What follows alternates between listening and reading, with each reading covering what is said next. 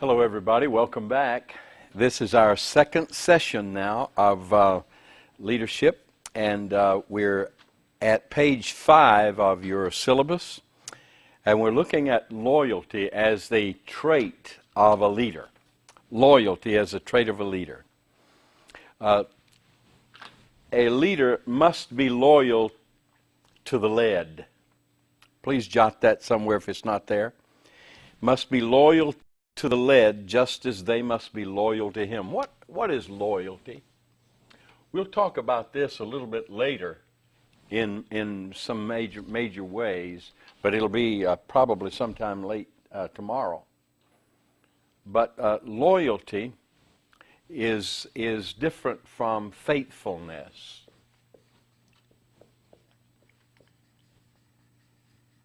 A leader has got to be both faithful and loyal. But you're faithful to principles. I've put it this way. I know people that are faithful to their wives, but they're not loyal to them. They would never think of committing adultery or stealing from their families or their wives, but when the chips are down, they don't put their wives up, they put them down. See, loyalty doesn't put people down. It always puts people up. It's a deeper relationship than faithfulness. Now, loyalty does not make a person a leader. But disloyalty will prevent one from ever becoming a leader. Get that now at page 5. Loyalty doesn't make one a leader, but disloyalty will prevent one from becoming a leader.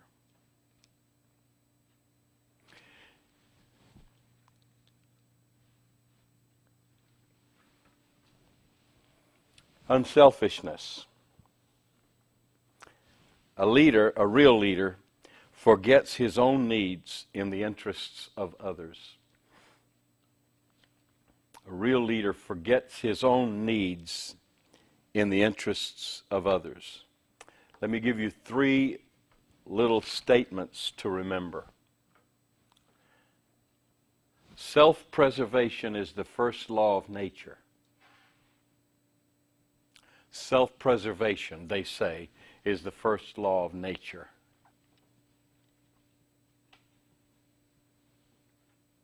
Self-development is the first law of success.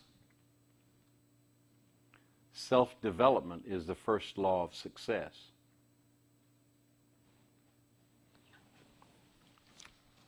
But self-sacrifice is the first law of leadership. Self-sacrifice is the first law of leadership.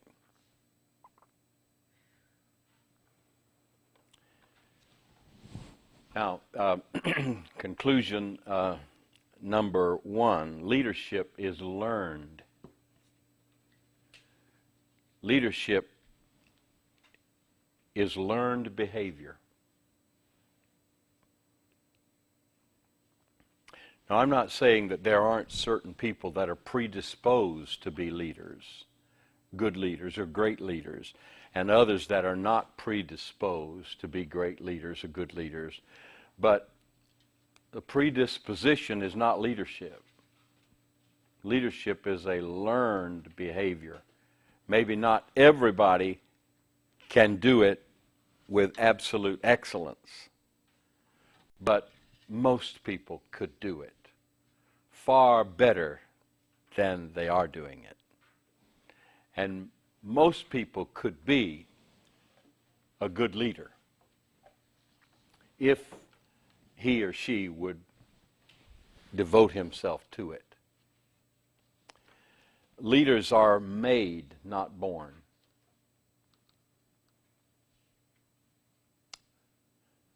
Therefore, we must learn the techniques, and develop the traits of leadership if we would lead. We must learn the techniques and develop the traits of leadership if we would lead. If you want to be a leader, and I believe leadership's the most important business on the planet. Everything rises or falls on the basis of leadership. You can learn to lead. Emulating, number 3, emulating someone else is not enough. Now listen, if you're very young, it might not be a bad place to start. But remember, in fact, let me restate that. It's a very good place to start. Because until one has become a good follower, incarnating the principles of leadership in his leader, he's not ready to be a leader. Every great leader was first a good follower.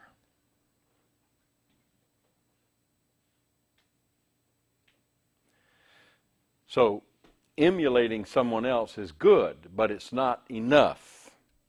The 3 things that we must do to become good leaders. Number 1, we must know our own weaknesses. Now look, you are not growing horns. Not any of you in the room is growing horns. I mean, you're not demonic, but none of you is growing halos either, or wings. You're not angelic. We all have weaknesses. And there are certain things I cannot do. There are certain places I do not trust me to go. And certain relationships I do not trust me to enter into. And I won't do that because I know my own weaknesses. A true leader has got to look at himself and know what he can and cannot do. And number 2, he must evaluate hindrances to change in his life. Evaluate the hindrances to change that are in his life. Why do I dislike this so? Why do I not want to do this so? Why does that just disrupt me? And number 3, develop strengths of leadership. Now, a good question is, what are they? Well, we're going to talk about those. Develop strengths of leadership. 2 more items here. People are more important than policy. People are more important than policy. And unless your policy grows out of filling people's real needs, unless your policy grows out of filling people's real needs, it's not a leadership policy.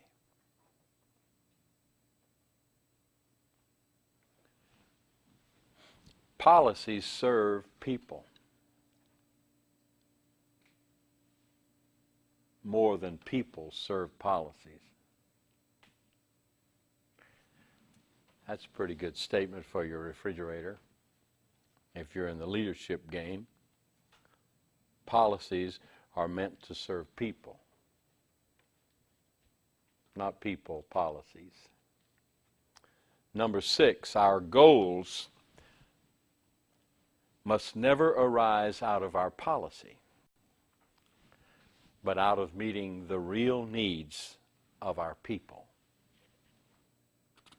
Our goals must never rise out of our policy. Boy, now that's really getting the cart before the horse. When you start writing your goals in terms of what you're doing, instead of changing your doing in terms of your goals, which the needs of your people. Okay. Now, this section, and this could probably should be next time a lecture of its own or a chapter of its own. Leadership is applied through management. Leadership is applied through management. Now, what's the difference between leadership and management? That's a good question, isn't it? It's an important question. I would like, if you'd like to speak to that, take that and turn that on and help me learn something here about the difference between leadership and management. Yes. In the first book, The Servant, it says that you manage things, you lead people. Ah, say that again. Is this on? Are we getting her? Okay, say it again. In management, you manage things, objects, but in leadership, you lead people. That's excellent. Anybody else got any insights on that? Anybody in the room? We'll be doing that from time to time. Please let her. I think that leadership is more personal, and management is more technical. I think that's a difference. So another way of saying people versus things and so on, policies. Yes. I believe that leadership has to do with vision and direction. Management has to do with taking care of the things that you've accomplished. Yeah. Good. Anybody else? All of these are excellent. Einstein said, now watch this. This is great. Einstein said, vision without execution is hallucination. Vision without execution is hallucination. See, Randall, and we're going to use first names in here, even though some folks in here have doctor's degrees and master's degrees and everything else. We're going to use first names in here. Randall, you said that you thought that leadership dealt with vision and goals, and management deals with the operations, policies. Well, that's essentially, I think, what Einstein is getting at. Vision without execution is hallucination. A real leader has got to have both vision and management. Now, we're going to learn more about this in a little bit, but there are people who are very heavy on vision and very light on management. And then there are some other folks very heavy on the management and very light on the vision. And the argument is, and it's still a live one, and you'll find it spelled out pretty well in at least one chapter of this book by Rosenbach and Taylor, that leadership and management are two ends of the same continuum.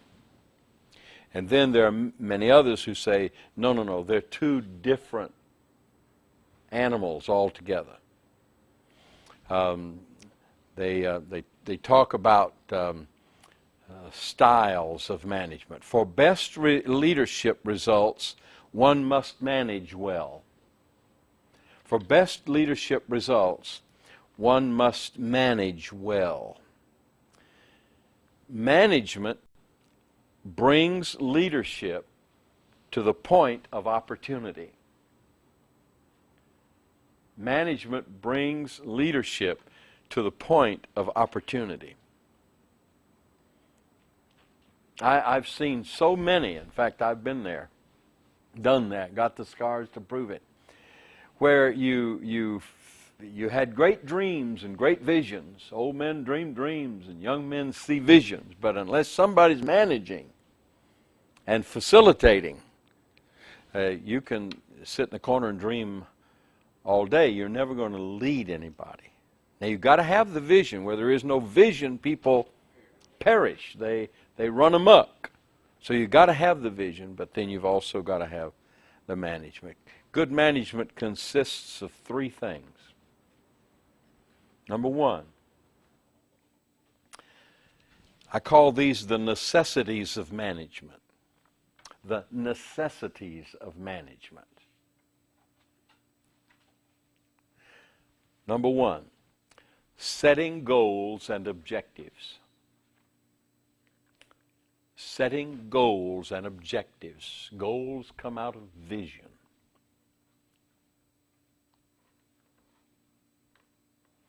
Objectives are steps toward goals. Setting goals and objectives. 2, determining the best way of accomplishing them. Determining the best way to accomplish objectives.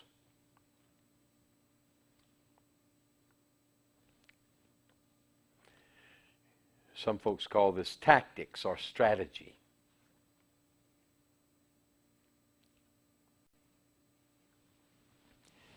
And third, evaluation of whether or how well they are accomplished. Evaluation of whether or how well they are accomplished. Let's look at this for just for a bit. Vision. Out of vision come goals. Now, there are people who take objectives and put them where I put goals. And then they put goals where I put objectives. But objectives. I see this as more general, and I see this as more specific. Some of the literature is the other way around. But here's the vision. And here are the multiple goals to make up the vision. Here then are the objectives to get you to the goals.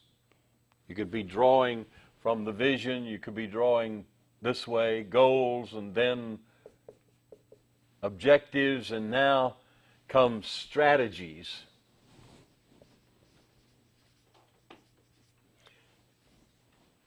To fulfill objectives. And then many folks have tactics to accomplish one's strategy, setting things in order, getting things ready, and then evaluation. And of course that then links us together again with vision, because everything is evaluated in terms of the vision. So you could put that into a circle, continuum, and call it really the circle of leadership. Vision, goals, objectives, strategies, tactics, evaluation. The necessities of management.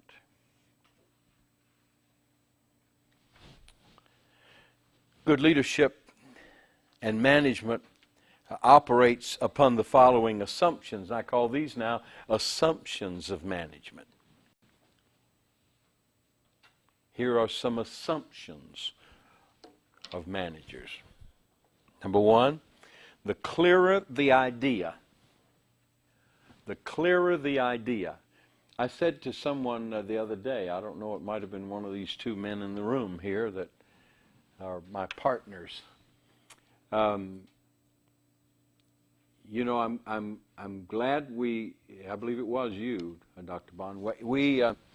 We're dealing now in the university with establishing teaching sites around the nation, and we have just been letting it kind of sit inside of us, all of us have, and rolling it over and over and over as to how best to do this thing. And the idea has become clearer over the days for me and over the weeks that we've been just sort of letting it simmer and broil. And it reminds me of this statement: the clearer the idea one has of what he's trying to accomplish, the greater his chances of accomplishing it. Now, we could have started 3 weeks ago with this thing. We could have started 2 months ago with putting these things into place and getting involved with all the details of what we had to do to get it done. But it wasn't, the idea had not gelled and refined itself. And now I feel that it basically has. And I feel like we're ready. So the clearer the idea one has of what he's trying to accomplish, the clearer, the keener the vision, the easier it is to set the goals, delineate the objectives, determine the strategies, write out the tactics of what you're after. Progress, point 2, can only be measured in terms of what one is trying to progress toward. Of what one is trying to progress toward. So here is the measure. Here is the measure. So you measure it from the top down. You accomplish it from the bottom up.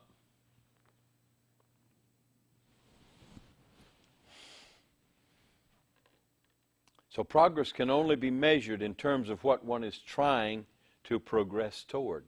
And number 3, clear objectives provide the basis for establishing mutually satisfying relationships and results. Clear objectives provide the basis for establishing successful relationships and results. Okay? So you measure it from the top down, you work it from the bottom up.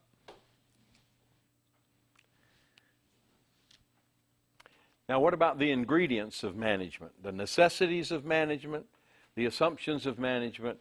Now, the ingredients of management. 10 ingredients of successful leadership management. Number 1, determine your objectives.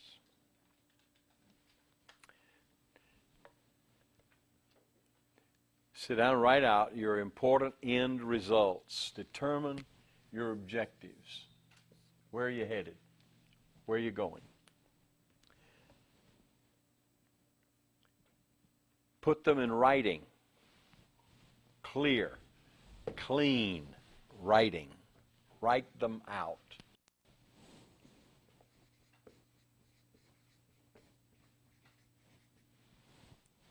Let's see.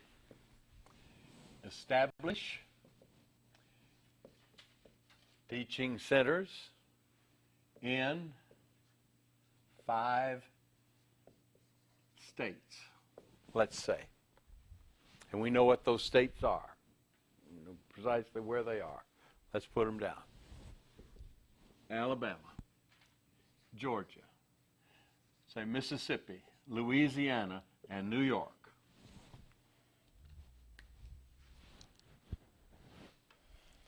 Determine our objectives. Write them accurately, briefly, and clearly. Number 2, plan necessary activities. Plan necessary activities. Now, decide what major activities must be performed in order to achieve the objectives.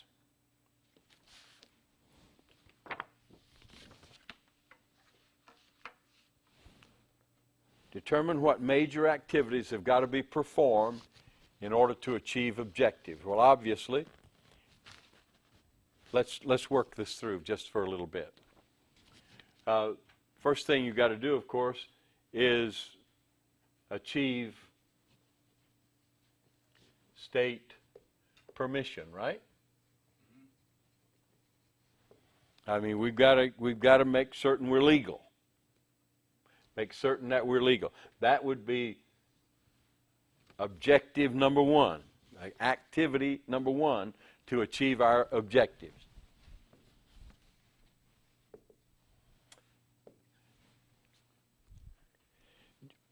You've got general objectives, And then you've got all kinds of specific objectives.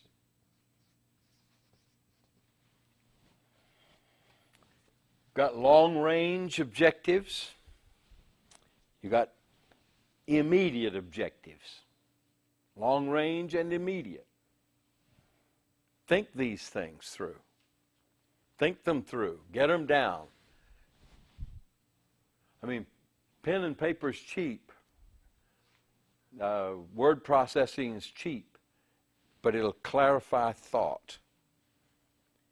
Then ask yourself 3 questions. Then ask 3 questions about this planning of necessary activities. Is this one necessary? Ask it of each one of them. Is it necessary? Is it necessary for us to do this? Number 2, is it important?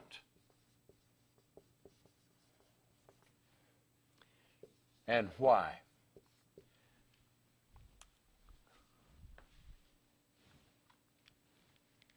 Plan necessary activities. Don't plan any activities that aren't necessary. Organize, number 3, organize your program. Organize your program. Number 1, I've got 5 little statements I want to give you here. Well, they're more than little statements, but let me give them to you right now. Make a checklist of the important things that must be done. Make a checklist.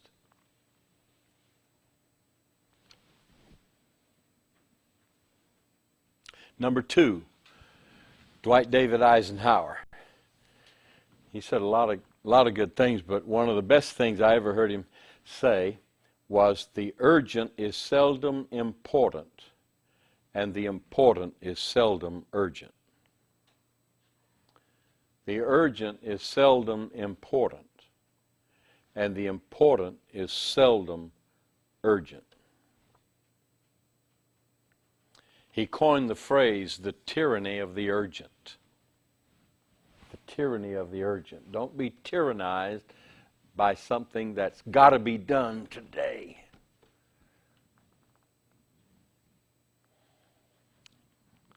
These salespeople tickle me.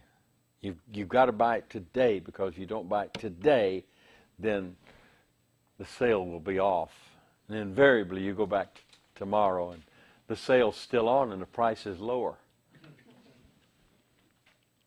But he just lost a little commission. Number 3, arrange the important things in priority. Arrange the important things in priority.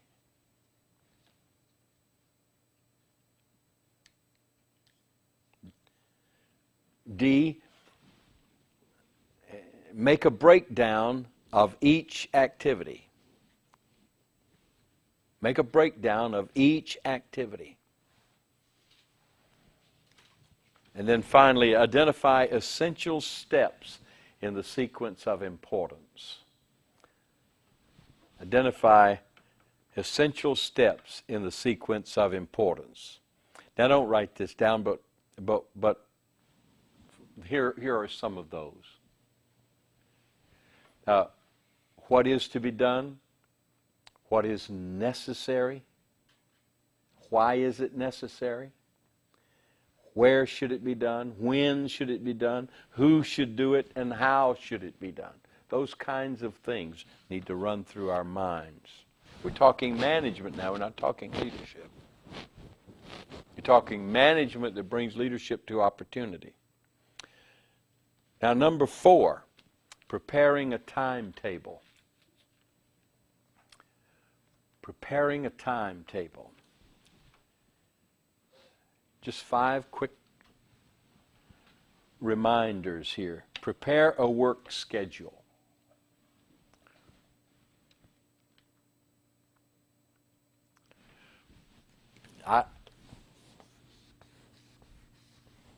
We don't do it now. We haven't done it in a long time, but for a long while when we were developing this ministry, we kept a big timetable about the size of this board, and we had it in steps, and of course there were variations in there, and so many things had to be done here, and so many things had to be done here, and then the timeline, the date line was across here, especially on things like self-study for accreditation and those kinds of things. We have to do that sort of thing all the time.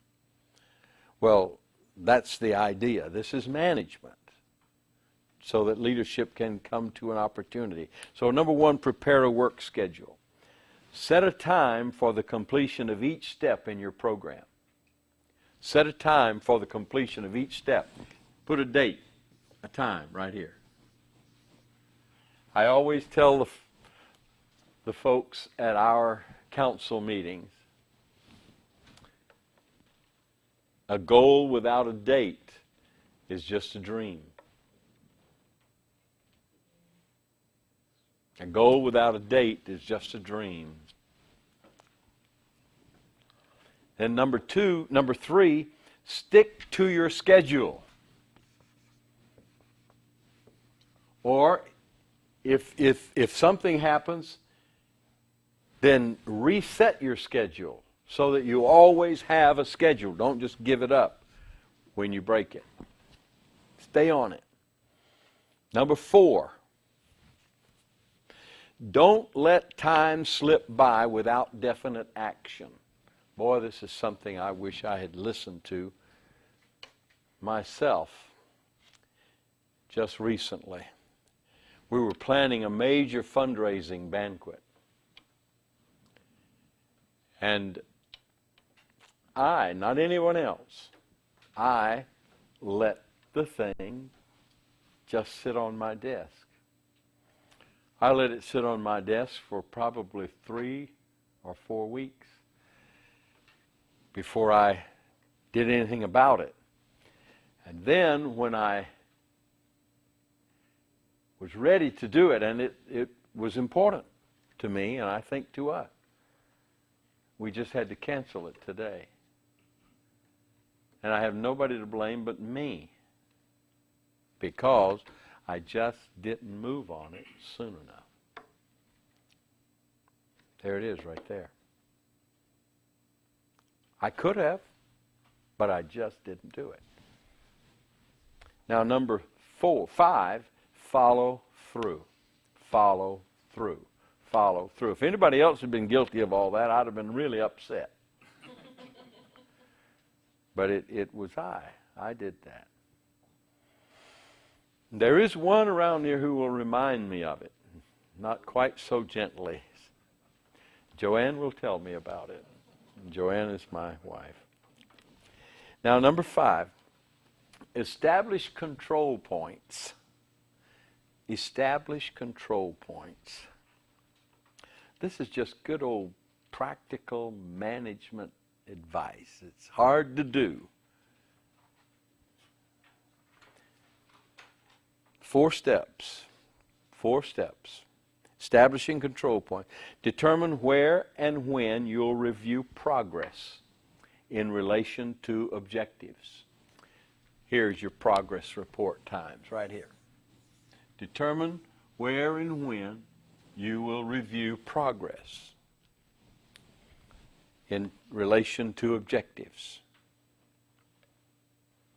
2, establish your benchmarks. Establish your benchmarks. Number 3, make the necessary adjustments along the way. Make the necessary adjustments along the way. And number 4, determine if remedial work is required. Determine if remedial work is required.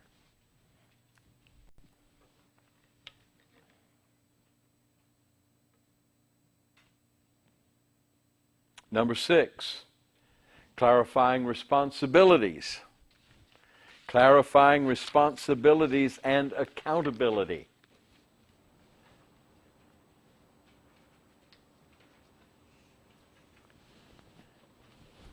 clarify all delegated responsibilities and authorities and relationships. Jot that down under A, will you? Clarify all delegated responsibilities, authorities, and relationships, so that you can hold people accountable. Now, you have Jack, you have so-and-so done. George, you have so-and-so done. Ron, you have so-and-so done. Ian, you have so-and-so done. Randall, you have so. At such and such a time, we're going to take a look at it. Then we'll be able to move forward. Something happens, we can adjust. But we always keep our objective in view. Keep our objective in view.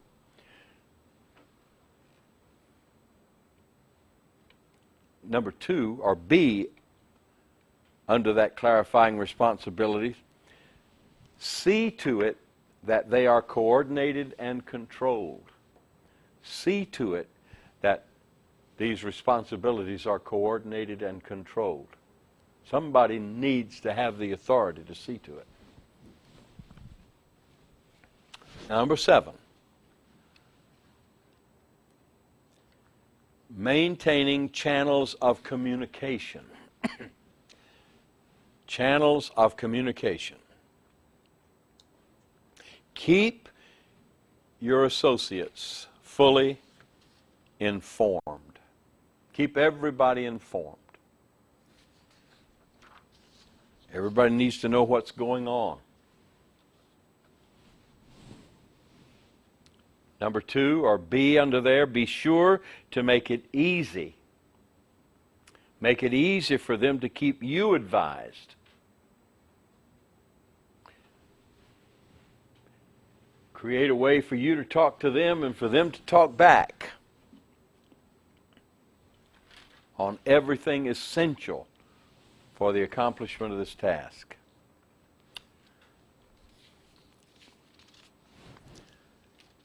Number 8, developing cooperation.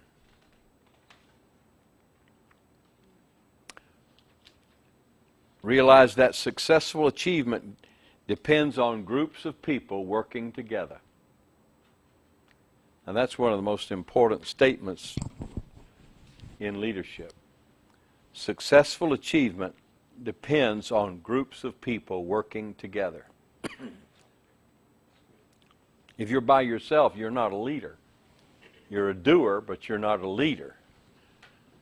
If you're the kind of person who says, oh, forget it, I'd rather do it myself, you're not a leader. Please, give him that mic.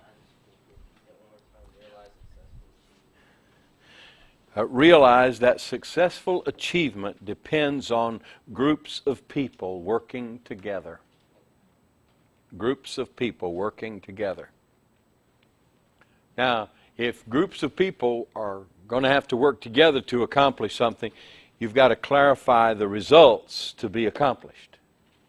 I mean, they've got to be able to see this right here clear. A leader's job, a leader's primary task is to keep the vision clear. We call it vision casting. Cast the vision. Cast the vision. Everywhere you go, every time you open your mouth, cast the vision. You look at Jesus. Look at Jesus. Matthew, when Jesus came on the scene, Matthew puts the Sermon on the Mount in Jesus' mouth. Now, I'm not denying or even surmising that Jesus didn't start his ministry by taking his disciples aside and preaching to them that whole 3-chapter Sermon on the Mount. It probably took a long time, if that indeed happened historically. And I don't doubt that it did. However, whether it did or not, the point is that you can take the Sermon on the Mount, and it is in nugget form, in nutshell form, everything that Matthew teaches in all 28 chapters of his book. Everything that Jesus taught is an amplification of something in the Sermon on the Mount in the book of Matthew. So Jesus was always casting the vision. Always he was consistent. Anytime you approached him, you heard essentially the same thing from a different perspective. And the mission statement is right at the very beginning of his life. Jesus came preaching the gospel of the kingdom of God. He preached the kingdom. And he said the same thing every time he stood up in one way or another. He represented his mission statement. A leader has to do that. So clarify the results to be accomplished and identify what is expected of all the people involved in the vision. Identify what's expected of all the people involved. Now, the leader can't deal with everybody in the ministry. We've got, 60 folks running around here. And I can't deal with every single person, but there are leaders who can deal with every single person and keep them full of the vision. And I have to keep these guys right up here full of the vision. Leadership. Now, number 9, resolving problems. Now, problems are going to happen. Anytime you got people, you got problems. So, group thinking multiplies individual thinking. Group thinking multiplies individual thinking and coordinates capacities of members of the team. Group thinking. So by all means, get the key people together on an ongoing, regular basis so that communication is open and problem solving is ongoing. Make it easy for people to surface their problems. Build morale through participation. Build morale through participation.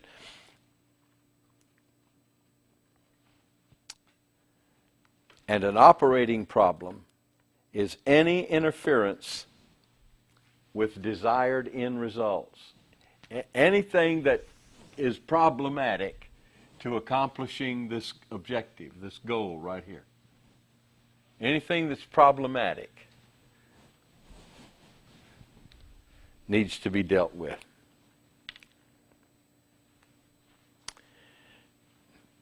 Now, real fast, how do you do that? Number 1, spot the problem and clarify it. Spot it and clarify it. Number 1. Now, underneath that, not number 2, but underneath that little number 1 there on page 8, tackle one problem at a time.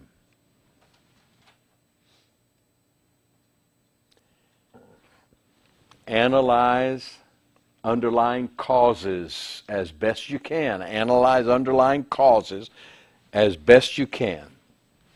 And contributing conditions. In other words, get at the problem. 2, develop possible solutions.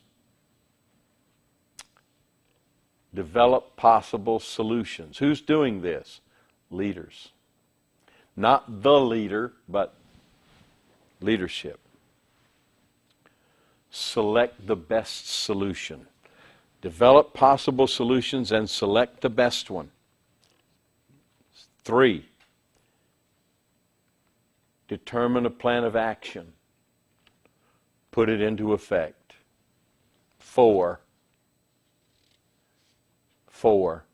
check results in terms of improvements and objectives. Check results in terms of improvements and objectives. Now, number 10. Number 10. Where are we on time, son? Giving credit where credit is due. Number 10, giving credit where credit is due.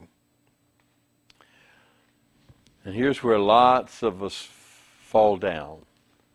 And we really shouldn't, because this is the cheapest, easiest thing leaders do right here.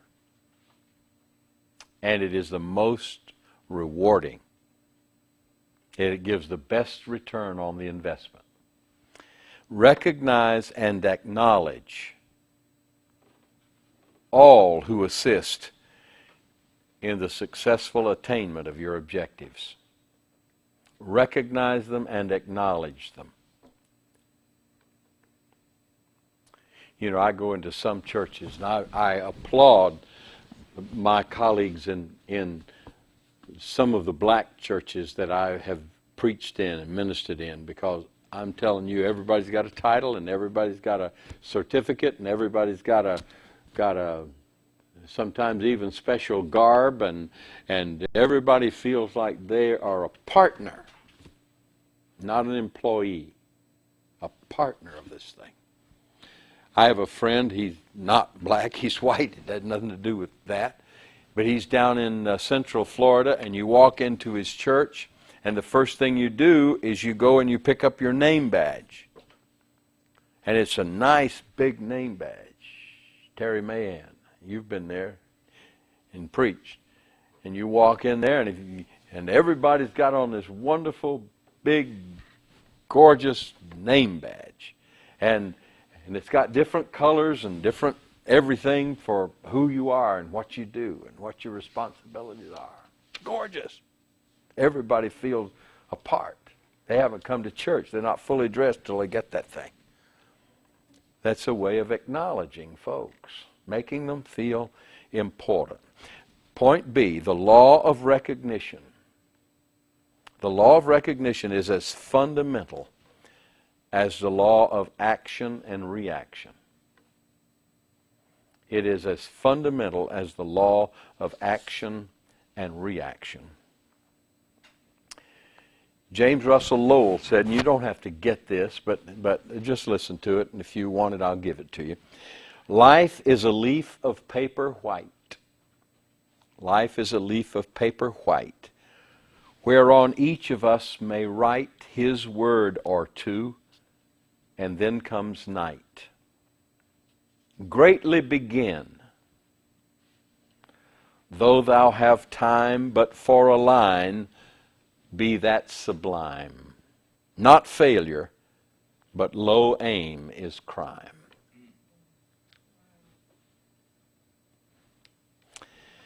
And Calvin Coolidge, the tight-lipped president who never said any more than he absolutely had to, he says, press on. Nothing can take the place of persistence. Talent will not. Nothing is more common than unsuccessful men with talent. Look at me. Talent has so little to do with success.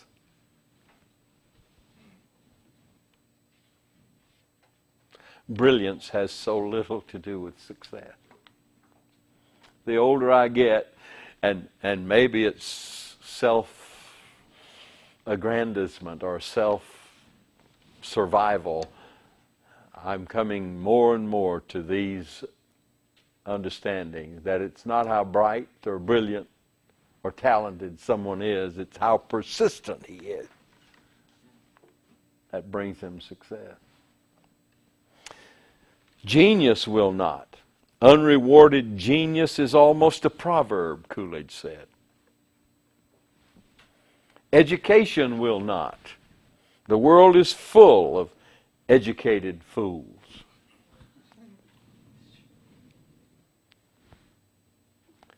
Persistence and determination alone are overwhelmingly powerful. Persistence and determination alone are overwhelmingly powerful. Just don't quit. Listen, one characteristic of a leader is that he never quits. The moment he quits, he's no longer a leader. Our time has just quit. So let's take a break and we'll come back.